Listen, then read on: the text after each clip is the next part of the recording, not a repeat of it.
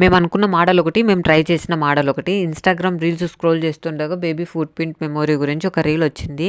As it is అలాగే చేద్దామని embroidery frame పెట్టాము. బట్ మా వదిన వేసేటప్పుడు నాకు అదొద్దు, నాకు ఇదొద్దు అనింది. అందుకే గూగుల్‌లోకి వెళ్ళి సెర్చ్ చేస్తే కొన్ని ఇమేజెస్ అయితే కనిపించాయి. అందులో ఈ ఇమేజ్ అయితే చాలా సింపుల్‌గా, యూనిక్‌గా అనిపించిందని ఈ మోడల్ ట్రై చేద్దామనేసి ట్రై చేశామన్నమాట.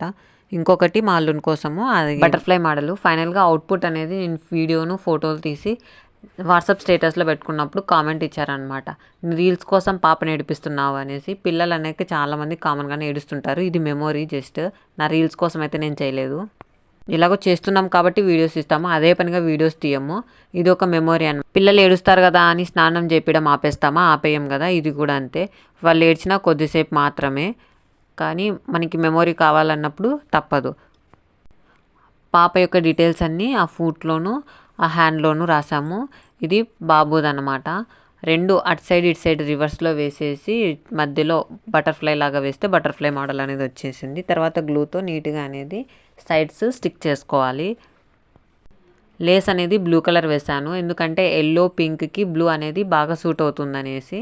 సైడ్ మొత్తం లేస్ అనేది ఈ కలర్ వేసాను. ఇలా వచ్చింది అవుట్పుట్ అయితే ఫైనల్గా, లవ్ అనేసి. ఇది బాబుది. బాబు డీటెయిల్స్ అనేవి నీట్గా అనేది విజిబుల్ కాలేదు, ఎందుకంటే ఆ బ్లూలో అనేది ఆ కలర్ కనిపించలేదు.